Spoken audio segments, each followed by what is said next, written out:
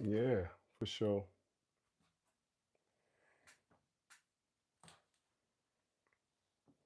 Move this mic out the way.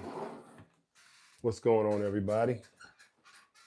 It's the security czar, but the way I see it with the security czar, this is my YouTube live. It's my channel, so I want to jump into some things that people had asked about the trial. For many of you may know that I have been covering the Diddy trial for the last few weeks. I went up to New York to actually do some work. I was teaching a bodyguard class, and thanks for joining. Appreciate you coming in.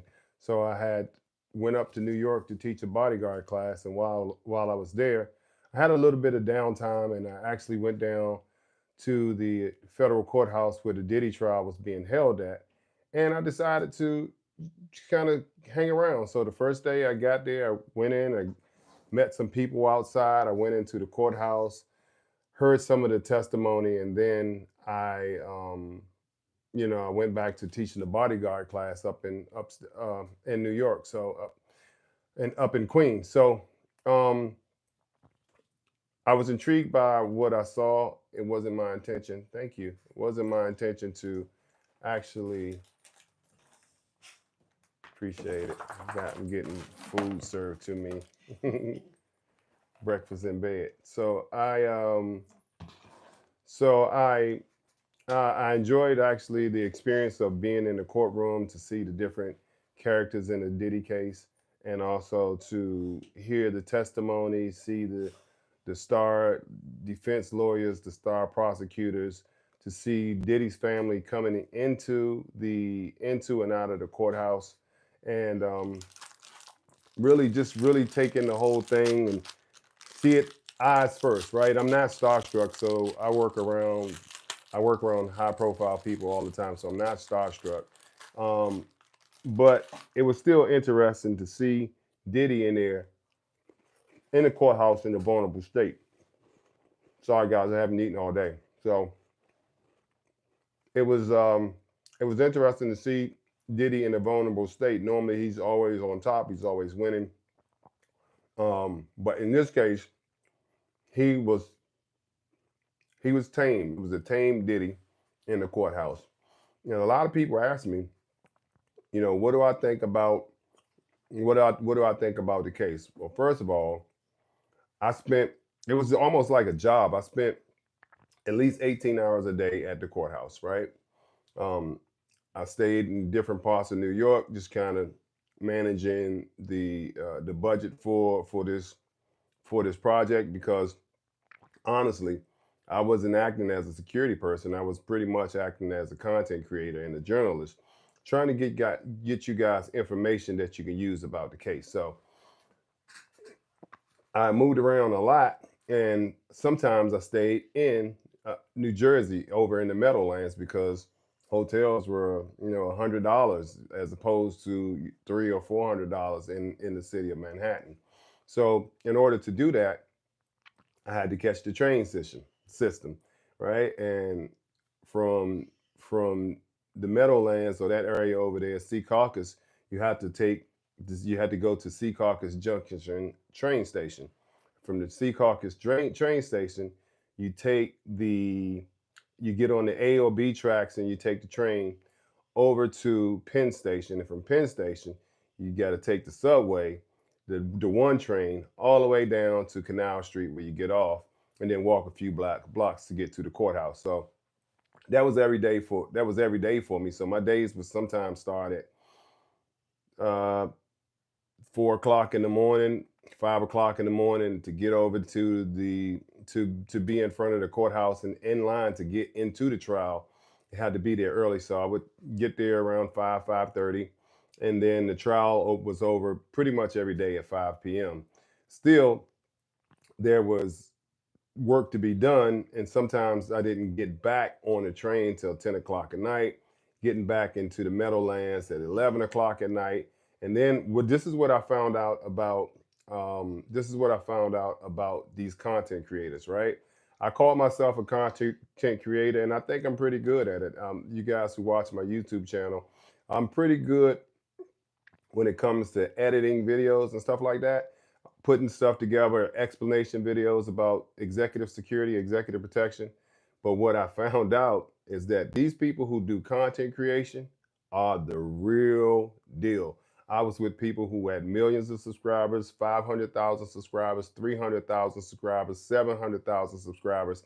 And I would shoot all of this content in the daytime with my phone, interviewing people about the trial, what they thought about Diddy, what they thought about the defense, what they thought about the prosecution, what they thought about the witnesses, what they thought about the closing arguments, the rebuttal. So that was all day long. And when I would get back on the train and get over to East Rutherford or the Meadowlands, I would be exhausted. I hadn't eaten all day. I'd been in the sun all day. It had been rained on, 100-degree weather, and just out there all day long, in and out the courthouse, dropping off your phones and electronic devices, coming back out, just all day long. You guys give me 1 second. I got a stubborn dog who wants my attention. I'm gonna kick him out of my studio. Come on, man. You gotta go. Bye bye. See you later. Don't come back. And dogs are like children. You can, the children that never grow up. I love my dogs. I'm not sure if when they get older and go on, if I'll get too many more dogs. But anyway, so I would get back to my hotel, and I'm like, I hadn't eaten all day, so first thing you do is 11 o'clock at night. You really can't get no real food, so all the restaurants are closed. So it's really some junk food. So I got some food, something I can eat. Go take a shower, and then I said, well, I got to get into bed because it's already 11 o'clock. By the time I go to sleep, and I'll be getting up at 4 or 5 o'clock in the morning and getting back on the train and going back over to New York. So here's what I learned about these content creators, the ones that really do it. And you guys who may be content creators or thinking about content creators, these guys and girls are the real deal, and they have millions of followers for a reason, or subscribers for a reason. So when I get back in the morning, I get up, I didn't do any lives. I didn't do any of this stuff. I didn't do edit any content. Hell, I barely even got to post any content. But when I would get on a train in the morning, I would see my colleagues, all of the people who I had made friends with down at the courthouse. I would see the content that they shot previously, the Diddy trial that day, but also I would see that they would have pretty much a live session like this all night, like a live session like 2 hours long. They're in there talking live, talking about the Diddy trial, and I'm like, man. But 6 o'clock in the morning, when I get back to when I get back to Lower Manhattan to the courthouse, these people are there, bright eyed and bushy tailed, and they're back at work again. And I said to myself, I guess, this is what it takes to be great in content creation. But more importantly, even more so than the content they were creating, what they were creating was a culture.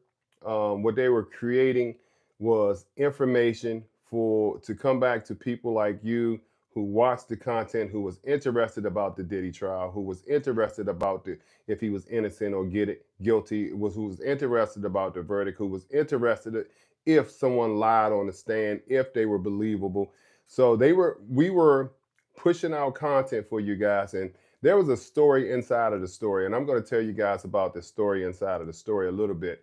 But the story inside of the story was the content creators, people like myself, people like Uda on Go, people who are like Armand Wiggins. So I'm going to post a video about Armand Wiggins soon. He was the guy with saying more oil, and they were squirting baby oil on him.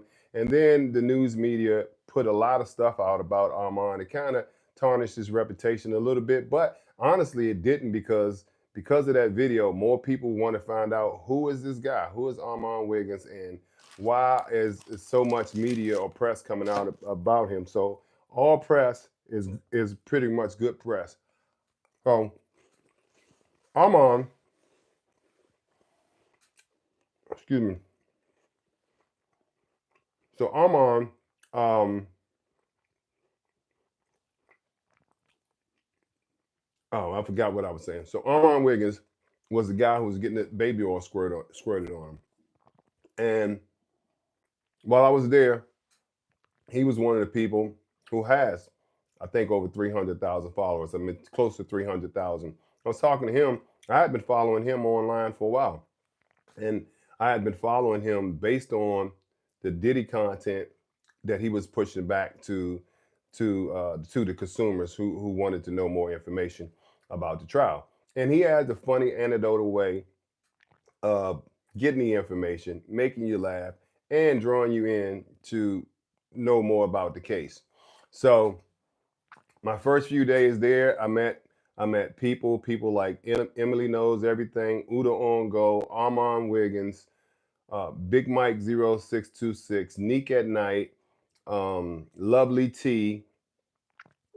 So many people who had major content subscribers and put major content out about about the Diddy trial. So one of the very first days that I was in there, I heard the cross. Because let me just tell you guys this for you all who don't know, I was pro prosecution, right? Or when I'm thinking about this, I'm thinking about a man of power, substance, influence, money, right? So I'm actually doing a series called Money, Power, and Psychopaths. Money, Power, and Psychopaths, right? It's a case about. It's really pretty much alive, or I'm going to do a series about money, psychopaths, money, power, and psychopaths, right? Because I look at people like Harvey Weinstein, Jeffrey Epstein, Sean Combs, and also there's a new. When I came home, the very first thing I wanted to do was unwind. I really wanted to play the drums, but I got in late, like 2 a.m. yesterday, and the first thing I did was go to sleep. Go to sleep. Didn't get to play the drums, but the next day, which was yesterday, I woke up and started flipping through the TV because I haven't watched TV in a couple of weeks, and I really don't watch TV at all. But I flipped through and I saw this show called Trainwrecked. Now, you guys did check this out. If you're on Netflix, you got to check out Trainwreck, and it's Trainwreck: The Cult of American Apparel. Now, if you don't know what American Apparel is, American Apparel was a clothing company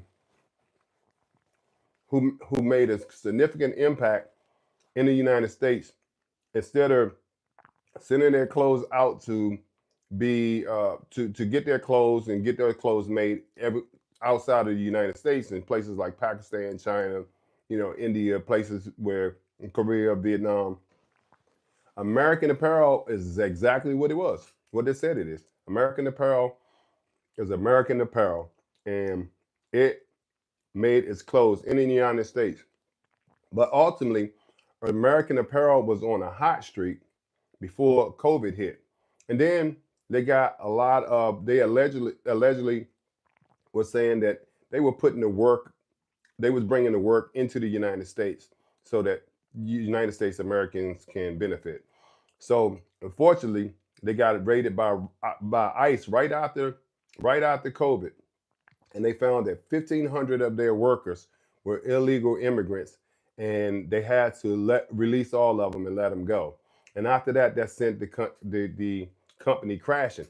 But I was wondering, I'm watching this video, everything they were saying that the owner, Dove Charney, the owner of American Apparel, was a absolute psychopath. They had video of him cursing people out. They had people who worked at the company saying that you know there was really no organization. He was just a hard-driven man, and this is what really caught my attention. Just like it did in the Diddy case, they said they were terrified to tell Dove no. The employees would not tell this man no for any reason. He would call them in the middle of the night on their days off. And people said, hey, they were at work so much that it was really much forced labor. One guy said he worked at a 80 hour, was it something crazy, something like a 40-hour week. And then on top of the 40-hour week, he got 120 hours of overtime. And that this guy would just call Dove Charney, the CEO of American Apparel, he would call them at the middle of the night. I mean, 2 o'clock in the morning. They expect them to answer the phone and call them all kind of names and talk down to them, and and pit them against each other and tell them that they weren't strong enough and he was going to fire them and all of this stuff. And people said these employees said we felt indebted to him and that we needed to answer his calls and be there at his every beck and call. But what's more importantly they is that why did they released this video the day after Diddy verdict. The day after Diddy verdict, they released this video. So it was just released yesterday. I think yesterday. So because that's when I started watching it. And I said, man, this is ironic. Nobody can tell him no. He's an absolute asshole. He forces his employees to do what he wants them to do. He talks down to them. But this was the catcher right here. This was the clicker. He was also a sexual deviant. He was a sexual deviant. So Dove would walk around. They had video of him with his female employees in a room where he was walking around completely naked, completely naked in the room. And they said that he was no joke or no mystery that he liked to have relations with his employees. Okay, and that was something that he expected them to do. So later on in this case, as it goes on, that you had maybe a couple of dozens of female employees who said that he had sexually assaulted them. This was it, that he had sexually assaulted them.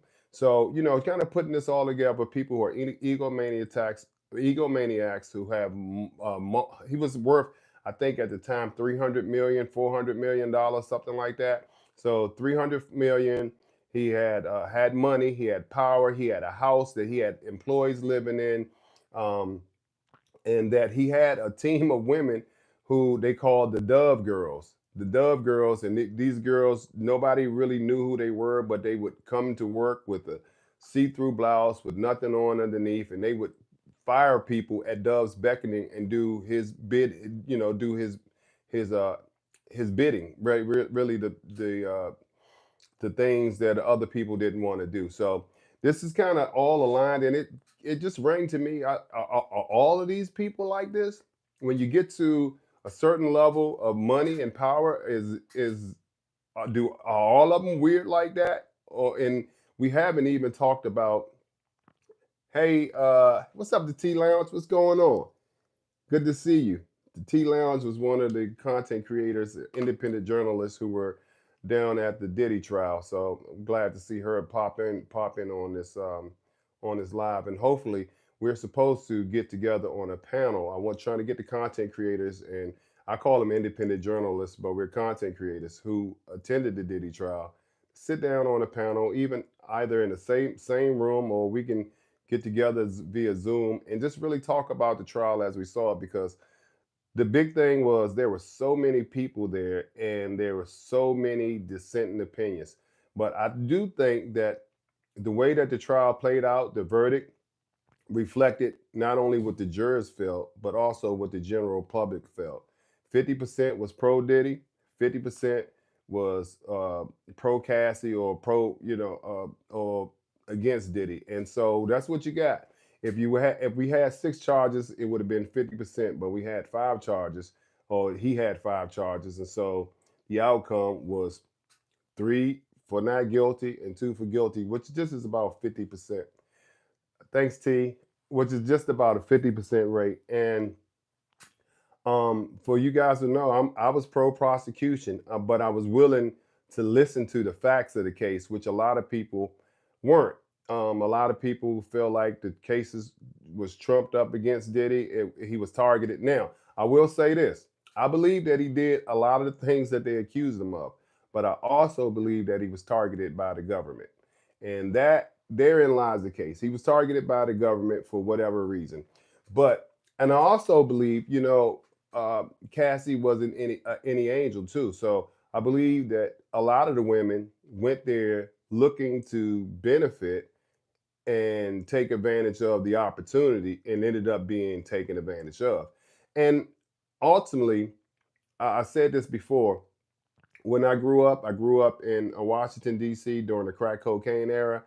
And we saw a lot of people who came with with cars, jewelry, girls, money. And as a young man, when you're growing up in poverty and you can barely feed yourself, when you see that and you see somebody shining and they give you an opportunity to do something and to make money and pull yourself up out of your circumstances, most of those young guys all over the United States, in Chicago, Miami, Detroit, Philadelphia, Washington, D.C., LA, Oakland, these people, they're willing to do things they probably ordinarily wouldn't do. And they do those things voluntarily just to get out of their situation. So I could see a place where Daphne and Cat or Jane and Cassie did these things to benefit themselves, which ultimately they agreed on the face of it, but they didn't know how treacherous this was going to be, and this wasn't going to be a one-off, but this was going to be a lifestyle for Shawn. So, do at some point was there love and jealousy in it, and I think that's what Agnifilo and Tini Garrigos, I think that's what they went after. They really went after to discredit the character of Cassie, Jane, Mia, and the rest. But now, as I'm looking at some of the stuff that's coming out now, somebody has a case against no, not STD, a case against Cassie, saying that they gave her an STD. She gave them an STD and aborted his baby after, without telling them. So there's a lawsuit, and this is a very litigious world. I'm glad that I'm just a normal dude, and you guys who are content creators, I caution you, to do your thing but keep a low profile. And most of the content creators that I met down at the court case were mature people, right? If you're doing it for fame and notoriety, there's going to be some problems. For me, I'm.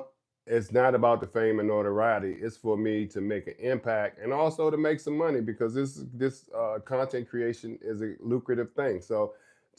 But what I did notice when I was on the train the last day, going back to Newark, I mean not Newark, over to East Rutherford, I was walking through the train station over at Moynihan train station down there at 31st and 8th Avenue. And as I walked through the train station, I saw a police officer, a group of police officers. But one of them, as he saw me, his head popped up and he started smiling. I'm like, oh, what is this about? I mean, I'm a legal guy. I'm a retired police officer myself, so that wasn't a problem. But he started walking over to me and he was smiling and he stuck his hand out and he said, I know you. I watch all your stuff. I just watch you on. I just watch you on at the Diddy trial. You was at the Diddy trial, right? And I said, yeah. And then we talked, but he followed me all the way to the train. Got on the train. We talked some more, and I passed him my business card. But that's not nothing new to me. But as a person of notoriety, you will get that attention, and oftentimes, could you imagine what it's like to be a famous person? Like, you can't go out with your children, you can't go out with your wife. If you buy a Ferrari with a drop top, you can't drive it because everybody that see you is going to want to stop. You can't. You're eating dinner. They, hey, can I get a selfie? Can I get an autograph? So that could be quite irritable, or something that you're not used to. So I did. I did experience that, and I do experience that somewhat. But as I continue to do this content creation thing, I just want to get out good information. I want to make some money, and I want to keep meeting people like I met, like T, that was just on the T Lounge. Great sister. We had great communication, and that was one of the things about the content creators is that in it was some wild stuff going on. I almost even got in the fight because I coughed and I had two of these tripod things in my hand. I had one phone in one and one in the other one. And I just, something went in my throat and I coughed. And the guy said, oh, you can't cover your mouth. I said, bro, how am I going to cover my mouth when I'm holding two of these? And then it just got really, really crazy. This was on not on verdict day and the bail denial day. And so it got really spicy, but I had noticed throughout leading up to verdict day and the bail denial day that a lot of people were in their feelings, and a lot of things had transpired where fights almost broke out. But you're going to get that when you put a bunch of people together, and especially when they don't agree. But one of the things about me is like, yeah, we were it's a case, but I'm not really attached to it. So to see all the people who are taking off of work if they weren't content creators, but they were taking off of work to come down there to debate for a rich person, a wealthy person, uh, who I can honestly say any wealthy person, if you go to trial, if I go to trial, they're not going to show up. Yeah, tensions were high on verdict day. And I don't know if did you get into something, T Lounge, or did somebody try to disrespect you or something like that? Because they certainly, I mean, they certainly were tripping, and I just don't have that much passion for rich people. You know, I have my own family to worry about. So, but when it comes down to justice, they ask, "What is justice? Was justice served here? Was Diddy targeted?" I would say yes, for whatever reason. But it was interesting to me that none of these people who were named as co-conspirators were called on either side. And my first opinion was that the the prosecution thought that they had a slam dunk, but when the defense came back and they didn't present any witnesses, I was like, what is really going on around here? And now there are videos going around that said that this was I think Candace Owens said this was a show trial. Like they never really intended. I hear you, T.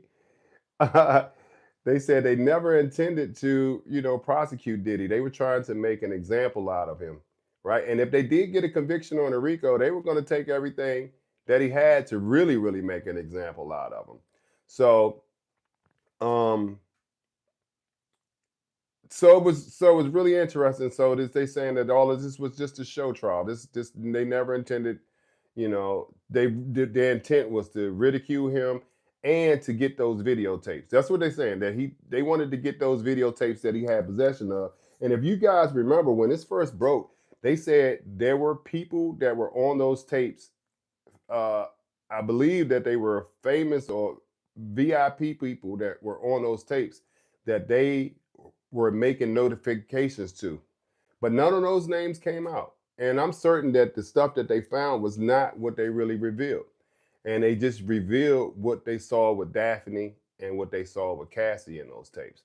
But I believe that is a bigger picture in there, and some big names were involved in the case, in some of the things that Diddy were doing, including, and I hate to say this, but including Pastor T.D. Jakes, because right, like what, a day or two before the trial, he steps down from his ministry and conveniently has a heart attack a little bit before there, but that hasn't been really verified by any medical staff and probably won't, because they have right to privacy. The HIPAA Act has the right to privacy, so they'll never know if he really had a heart attack or not. So, but just like Elon Musk mentioned that Trump's name was in the Epstein files, these are if Diddy makes it out of this, I hope that he makes it out alive, because these are serious accusations. And when you go back, T, if you haven't watched this and you have Netflix, make sure you watch Trainwreck.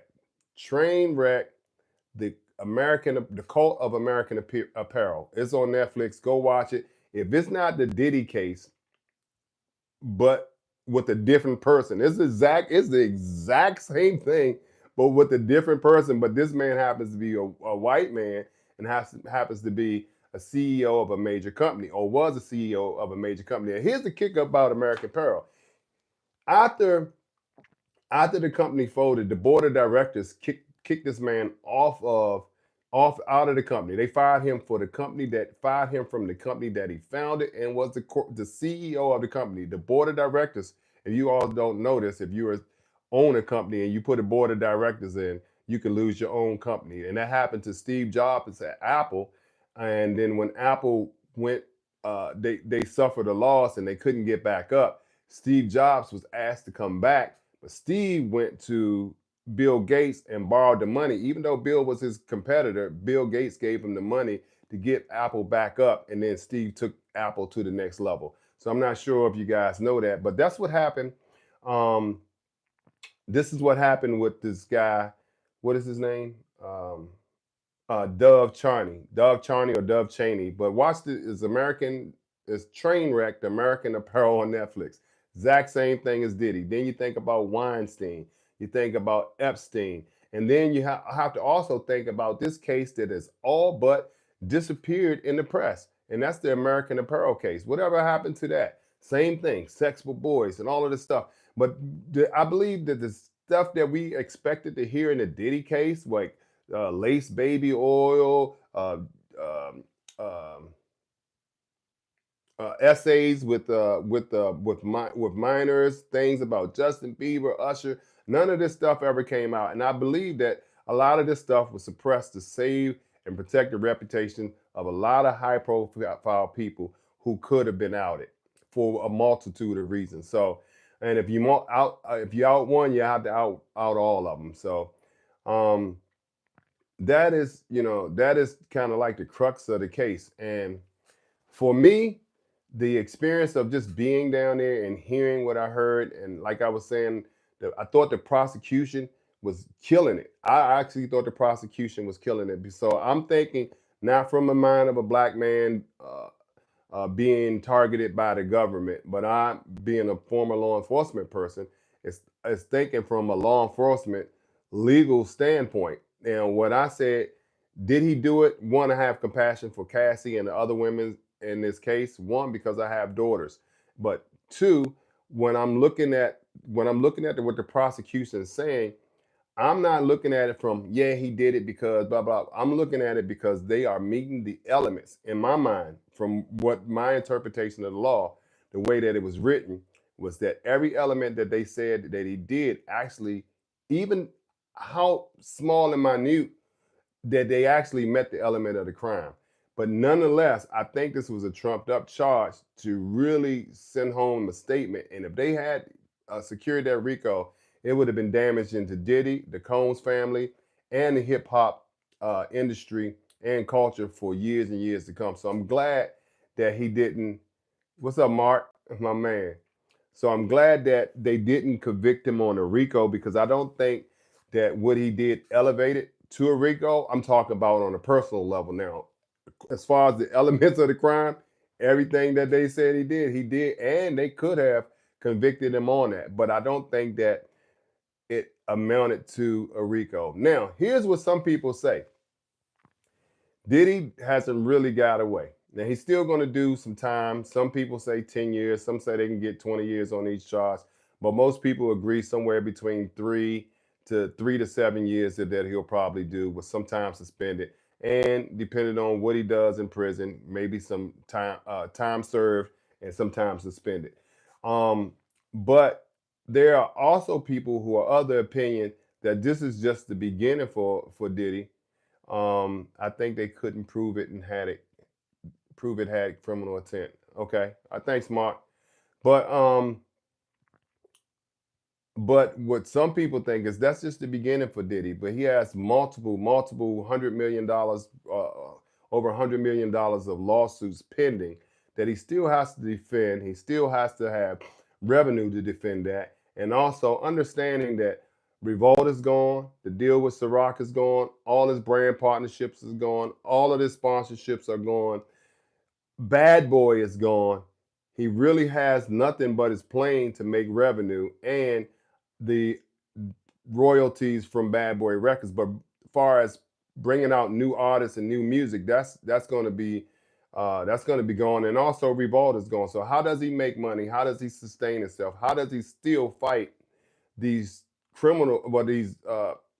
these lawsuits that are pending against him? And I think that's going to be the big challenge for Diddy. And then some people say that he's going to come back stronger and better, and that's a possibility, because the man is a force to be reckoned with.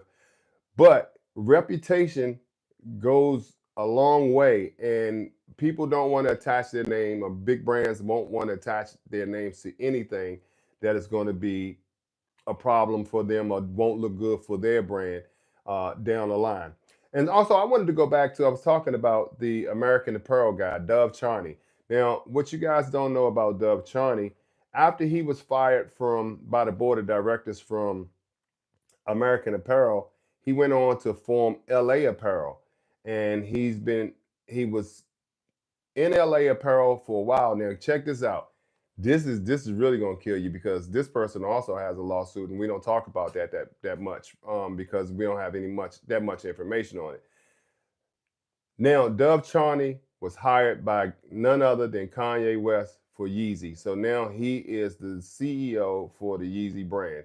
And this was all in the documentary Trainwreck, The Cult of American Apparel. So this is, I mean, this stuff just gets crazier and crazier and crazier as it goes. So, um, well, at least Dove was able to rebuild his brand, even with all of the allegations. That here, oh, here was the other part I was going to tell you about that Dove Charney thing on American Apparel. He also, this is a playbook. Apparently, they got a playbook for this shit, right? He he also made all of the people sign non-disclosure agreements. All of that you could never disparage or say anything bad about Dove Charney.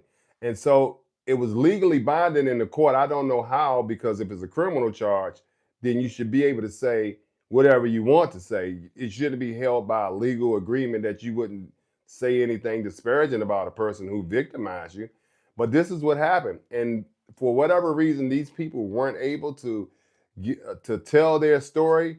And now through other people and voiceovers, they were able to tell their stories. And so many, I mean, so many women had alleged that they were essayed by Dove Charney. And oh, man, it's just a wild thing. Y'all just got to go watch it. And it seems like, again, it's a playbook. Control them, force them to work, talk down to them, essay them, and give them a non-disclosure agreement so that they'll never say anything. Um, so when it comes to Diddy, I'm going to come back and hopefully we get that panel and I get my friends, the people like the T Lounge to talk about this. When it comes to Diddy, I think it's going to be a long time for him to get up. And in order for him to make money for his business, he's going to have to be behind the scenes, right? He's going to have to be behind the scenes and probably like a silent or angel investor to put his money into things that's going to make revenue. And I'm not sure if he has put any money or has any money invested in real estate other than the homes that he lives in stocks, bonds, or anything like that. So that could be a source of revenue, but I'm 54, he's 55. When you start investing in this late in the game, it's actually too late. But that money could be legacy money for his children to move forward and run things from their own perspective. Now, I do want to say this, and a T Lounge, I don't even know if you know this, but I had an opportunity during that break where when the judge says, okay, he's going to come back at 1 o'clock, and we're going to come back to the courtroom. He's going to give his decision on the bail, on Diddy's bail, and if he was able to go home that day. They said 1 o'clock, then 2 o'clock, then 3 o'clock, then 4 o'clock, then 5. It ended up being 5 o'clock. So I ended up going down to the lunchroom. And when I got to the lunchroom, Diddy's whole family was in the lunchroom. I mean, Mama Combs, I don't even know all those people. Quincy, Chance, Lila, Jesse, um, Justin, King, all of them were in the were in the lunchroom. And I just sat down there right beside him. But before I sat down, a young man in a gray suit walked up to me and he was smiling. And I was looking at him. I knew that he was one of Diddy's security team. And he put his hand out. And I'm like, okay, what is this about? So he shook my hand, and he said, man, I know you. I seen you somewhere recently. I just can't remember what it is. And I said, well, I work for this person. I do, security for that person. He said, yeah, I know that, but I seen you somewhere else recently, and I can't put my hand on it. And so I thought he was, trying to be funny because I had been doing commentary on Diddy's security for a while. How could these names be mentioned? Uncle Paulie, D Rock, and Fahim. And nothing happened to them, but they were named as co conspirators. And again, I work with a lot of high profile people, so I'm with these people a lot. And when you're with these people, if they're doing the things that they accuse Diddy of, then you also saw that. And I could see why the government would charge a person as a co conspirator in that case. But the young man that I had ended up talking to was actually Fahim, one of the co conspirators in the case. And I was like, what? And he was like, yeah, I'm Fahim. And I was like, oh, wow. I said, well, I again, I thought he was trying to troll me because I was one of the people kind of adamant against the co-conspirators, that they had to know what was going on and that they should go to jail. Now, I talked to Fahim for about 10 minutes, man. We had great conversation. You saw Fahim T? Okay. I didn't know who he was. I mean, apparently we know each other and we've crossed paths before. So he said, he wasn't really trolling me. He just had an admiration for me, and we had a great conversation. We actually exchanged phone numbers. But when I was talking to him, this is one of the things that stuck out to me. Just like it stuck out with Charlucci, Diddy's best friend of 40 years.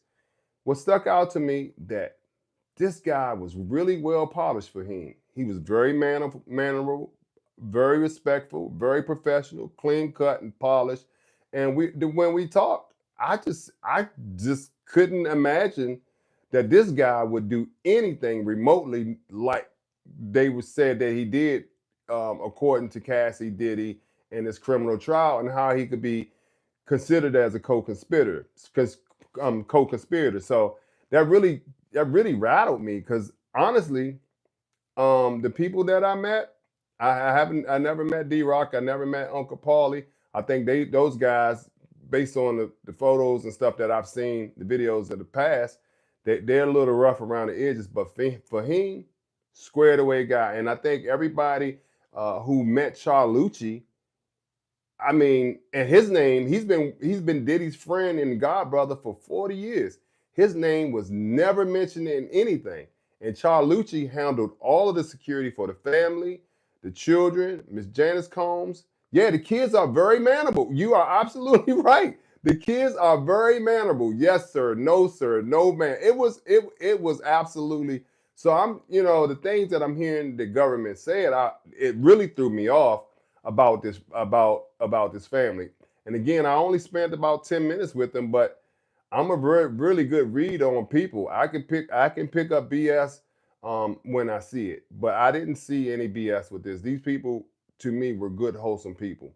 Um, and I don't feel like they were putting on the act. In fact, Fahim told me, he said that he was afraid to come up there, and he waited for a long time before he actually came up there, because he didn't know, what was going to go on with the case. But he actually came up, did his job, and like Charlucci did an awesome job managing all of those people. It was Diddy must have had 20, 25 family members there every day, and Charlucci managed the transportation.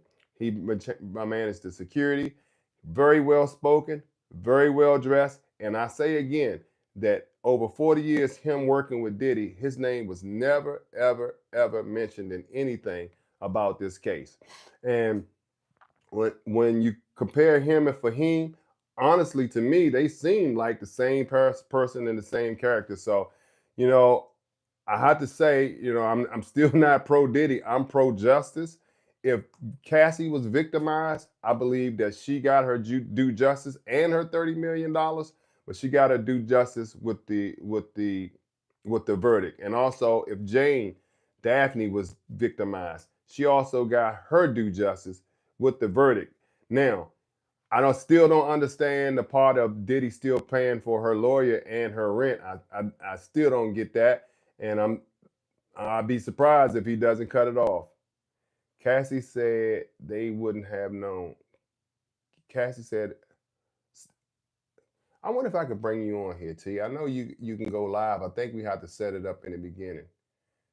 I think we had to set it up in the beginning, but we'll get to that. I'll call you. I'll text you tomorrow. If I don't, I know I got your social media handle, but please make sure you send me your contact information, and let's talk. I think you gave it to me. I think you gave it to me. I don't know about you, but I was so exhausted. Oh my God. I posted a video on my TikTok, so you gotta, if you haven't watched it, go watch it. But when I got back to Sea Caucus that day, I took off all of those clothes. I was so hot. I was so sweaty. I was so hungry. I sat in the parking lot with a pair of shorts and a wife beat on, and I just kind of exhaled. I sat there for a long time, and I was going to hit the road that night and drive back to DC. But I realized once I sat down, I was exhausted. And I sat there and just had a lot of reflection on the case, a lot of reflection on life. But it's an interesting video about just the trial and about success and the hustle that it takes to be, at the top of your game. But check that out.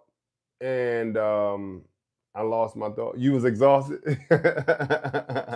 Yeah. Did you have to go far? That's the question. Because I mean, I had to go. I had to catch that train, and I was so exhausted. I got on the train. I told you that police officer had followed me to the train and got on the train, and then he got off the train, and then there were some other people who saw me talking to the police officer, so they wanted to know what I would do or what I did and why he was talking to me, and they was ear hustling and heard the conversation. So I ended up riding the train. I don't even know how I passed Sea Caucus because I never even noticed that the damn train stopped. I ended up in Newark, and I was like, Newark? And it's like, oh yeah, you missed Sea Caucus. I said, the train stopped? And then people started laughing, so I had to get off the train, walk on the other side, and hustle all the way back. P. Diddy got off scot-free. He should be having life in prison. Yeah, listen, some people feel like that. So do you guys feel that? Do you guys T, I never asked you this. What do you feel about the case? And I really want to get you on. I want to get you guys on this panel thing. Do you feel that justice was served? Because the young lady just went on and said Diddy should get life in prison. 20 years. If they come back with 20 years on both counts, which I doubt, he may get 20 years. There's possibility of 20 years total. You can run him not consecutively, but run him. What is the word? Oh my God, concurrently. You run it concurrently, not consecutively, concurrently. So they would bundle it together, 10 years and 10, and he'll probably get to 20 years. He is demonic. I am a victim of domestic violence. Bianca, well, my condolences going out to you. Um, I was gaslighting. I don't even know. Lied to, abuse. Oh wow, wow. I'm sorry all of that happened to you. And listen, I stand with victim rights, domestic violence, and I got two daughters, right? But anybody put their hands on my daughters, prosecutors didn't prove their case. I was there from what day one. Yeah, yeah. See, I wasn't there from day one, and I applaud all of you guys who and girls who went out there and um, really thugged it out for the most part from day one. If I could have, I would have. Hey, and then T, are you going to the Luigi Mangione, the United Healthcare CEO trial? I'll be there. If so, let's get at it. And I'm getting ready for that now, and a couple of more trials that I want to get out on. So yeah, Bianca, I'm sorry that happened to you, right? And I also always recommend um, get some learn how to defend yourself. I think every woman should know how to defend herself. Take yourself. Okay, I'll see you there, but make sure you send me your information too. Um, Make sure you defend yourself. Get into a self-defense class if you can. Learn how to handle a firearm, how to defend yourself. Get yourself a concealed carry permit because the world isn't getting any better. Um, you got a lawyer for $10,000. Was this your husband, Bianca? So I can understand why you would be mad. Why you would be upset at this case.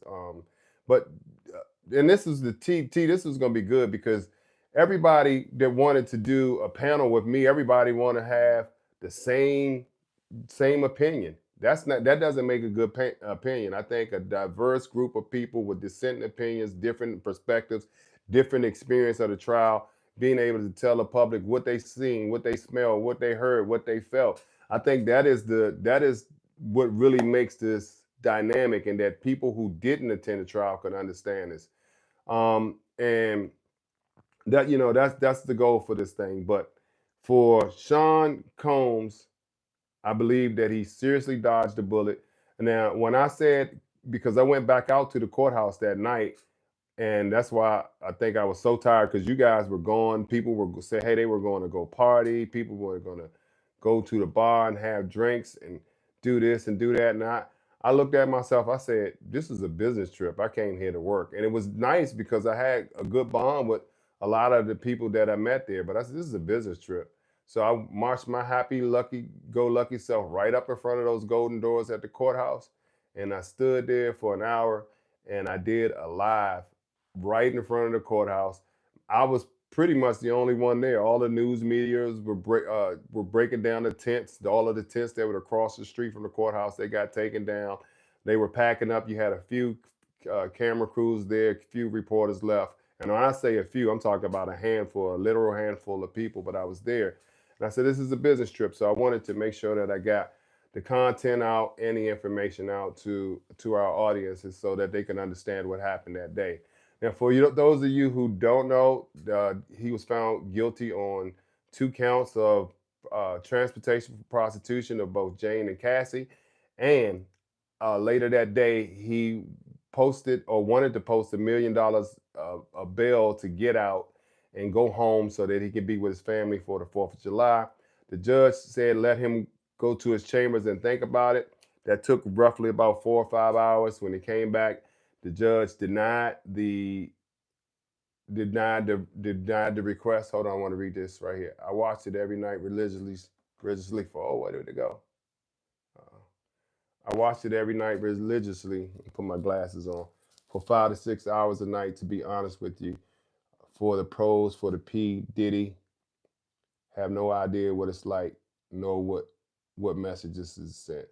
Yeah, it doesn't send a good message for women, and but it also, I believe that the the government set a precedent with trying or charging Diddy the way that he did, and then they also set a precedent of Diddy and people who come after him to get off from crimes like this. So what I caution people to do is take away the celebrity, because if it was me and y'all heard all of those awful things about me doing this and doing that to my employees, y'all would say lock his ass up forever and throw away the key. And that's the truth of the matter. And this is where the lines are blurred when it comes to celebrity. These people, yeah, he's Diddy, but ultimately, at the end of the day, if you cut him, he bleeds. If he's sad, he cries. We're just people. We're people just like any. They're people just like any other people, but we pedestalize these people and idolize these people. And then, if you guys, I posted a video of Armand Wiggins because he got in a little bit of trouble, which was really isn't bad because it was bad publicity. But not all bad publicity is bad publicity. It turns out to be a good thing, because if nobody's mentioning you, that's bad publicity. If they mention you, even in a negative connotation, that is actually good publicity, because now people are like, well, who is Armand Wiggins? Who is Armand Wiggins, and why are so many people talking about him? And they started looking him up, and he started to get more views and stuff like that. But he actually had some good content. The way the media reported on the victims got victims' hopes way up for a huge letdown. Yeah, so that's the story inside of the story, T. So the story inside of the story about the Diddy trial is that you had a trial in the court of law, and then you had a trial in the court of public opinion, and then you had it was a story inside of a story inside of a story. So you had a trial in the court of law, trial in the court of public opinion, and then you had the media who was reporting. And everybody knows, before the media can release a story, they had to run it up the totem pole. They had to ask managers. They had to tell the editors and the producers what they have, and then get approval to actually run the story. And that really, which oftentimes is some construed version of the truth. But all of you people like my sister here on this chat, who's on this chat right on live right now, the T Lounge, independent journalist. Her only goal was to report the truth, to hear the truth, to report the truth. She had no pole, the totem pole to run it up to, no manager to run it up to, no editor or producer to run it up to. What we reported from the grounds there at the Daniel P. Moynihan Courthouse was what we saw, what we felt, what we experienced. And between what we know and what was, somewhere in the middle of that was the truth. But we reported our truth. We reported truth from the people who were impacted by the case, or the people who had like experiences in their lifetime. So that was definitely, something to take into consideration. Um, so for Shawn Diddy Combs, what is next, and what is next for Kanye West, and what is next for Fat Joe, and what is next for Tyler Perry, all whose names have been given in these court cases. And again, I don't want to dismiss these people because of their celebrity, because if you go watch the train wreck, The Cult of American Apparel, maybe you'll start thinking differently. Maybe it seems like there is a playbook. She's got a video, and she was contacted by P. Diddy's lawyers before the feds came. And how did he know this? He got connections to police. No, it gave us what we want, justice, and it assaulted us because the jurors were paid off by you. Should watch the testimony of the chef. They came out there. Yeah, I saw that. I saw that about the chef. I did see that about the chef. There I did see some recent videos to say that there was witness tampering. I did see all of that. So I'm not oblivious to that. And I do believe that people can be corrupted and swayed. I do think that Diddy had a outstanding legal team, a defense team, and he had Mark Garagos, who was another lawyer who on the case, who wasn't a lawyer on the case, but he got away with a lot of stuff. But these guys, Agnifilo and Garagos, they have a lot of experience, and they won a lot. And it's hard to beat the federal government, who has a 94% conviction rate. 94% conviction rate. Federal government, they rarely ever lose. So some say that this was a slap in the face for Maureen Comey, and a career disaster for her. But that's yet to be seen, because I believe she also won the case against Harvey Weinstein, or was it Jeffrey Epstein? One of those. She tried those cases and won, or one of those cases and won. So um, it sets the precedence for what's to come, how people will be charged, how the government is perceived, and this is yet to be seen. What's going to happen, like I said, with the rest of these people, Tyler Perry, Kanye West, Fat Joe, and will these cases continue to pop up, and will people continue to support people who we really don't know anything about? We only believe in. I think they say it's the truth. There's a lie, there's a truth, or there's your story, my story, and somewhere in the middle there's the truth. And I believe that's where we got in this case. I believe it was a combination of both, and that's why we got the verdict that we got in this case. Um, yeah, that's it. So, what do you guys think? Do you think that he should have he was acquitted of the rightfully so of the RICO charge?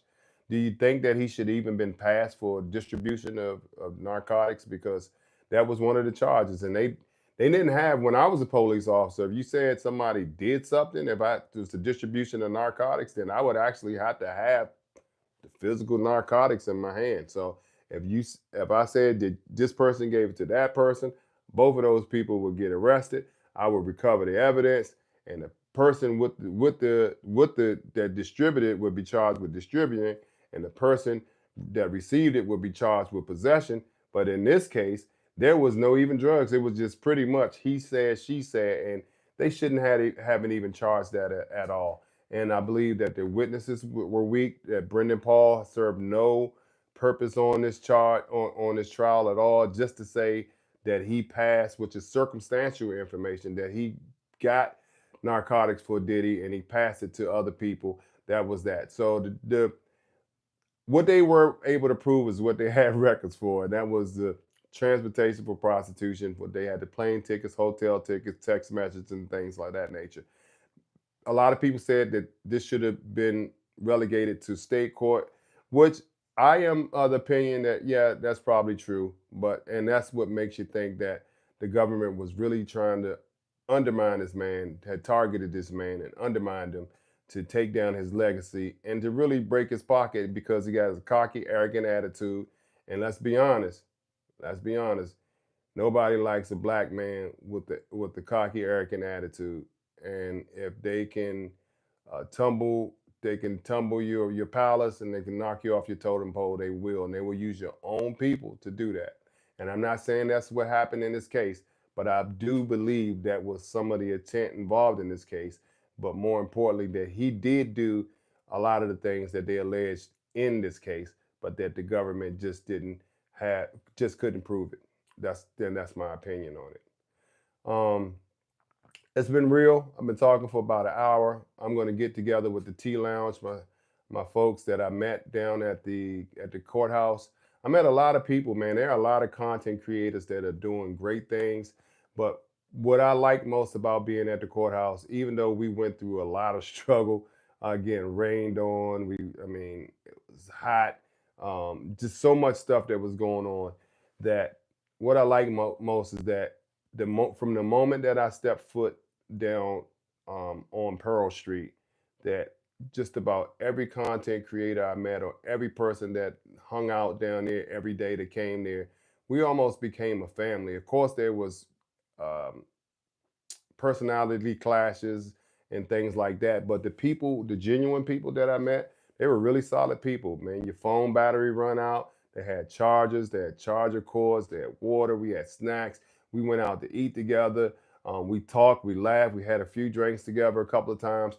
I didn't have any problems with anybody until that last day for a guy that I had seen a couple of times who had a problem with me. And but that was it. I really enjoyed getting to know the people, supporting each other, supporting each other's channel. You know, you walk around and say, "Hey, what's your channel? What's your?" We're subscribing to each other's stuff. We're liking each other's content, and we're constantly pushing each other. And so, everybody who's a content creator on here that was down at the courthouse, thank you for welcoming me. Thank you for accepting me. Thank you for helping me out. Thank you for helping me learn the ropes, especially for people like T Lounge, who was down there from day one. People who like Shawn G, who was down there from day one. Armand Wiggins, Uda, so many people that Emily, so many people that I met who we're now bound together forever. And I look forward to seeing again and spending time with. So um, he makes me want to vomit. P Diddy. I grew up listening to him and worship, and now he's the Bianca. I ain't mad at you. I am not mad at you. I think we all have to be accountable for our sins, and if it's not in this life, in another life. But when I said, when that man walks out of those doors, eh, he walks out a free man, but a changed man. But karma always comes back, and if he did that, what they accused him of, which I believe, according to those women, if he did that, he also has to understand that he has 3 or 4 daughters himself. And karma is a bitch, as they say. Karma is a bitch. Um, that's it, guys. Thank y'all for joining. Thank you for watching. Bianca, thank you for subscribing to my channel if you haven't. Thank you for your comments. You have been a pleasure to have on here. Despite all that you have gone through, I can see your strength through the screen. I know that you are a strong woman, that you actually survived. And I want you to keep your head on a positive focus. Uh, don't, and I'm not a victim and I can't. And what's up, James? I can't say, get over it because I've never been a victim. I never experienced anything like that as a perpetrator or a victim.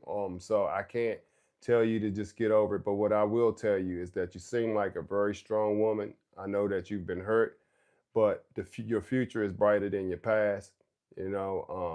Just stay focused, try to stay positive, and get yourself into some kind of self-defense program and get yourself a concealed carry license if you can.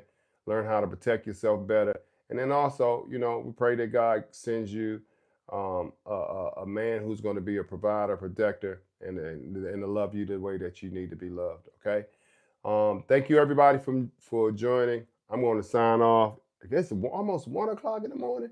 I'm going to sign off. I'm going to eat this food, and I'll see y'all tomorrow. I'll be back on tomorrow. Let's talk about something. T, hit me up. Maybe we can go live together tomorrow and talk about something. Love y'all. Peace. I'm out.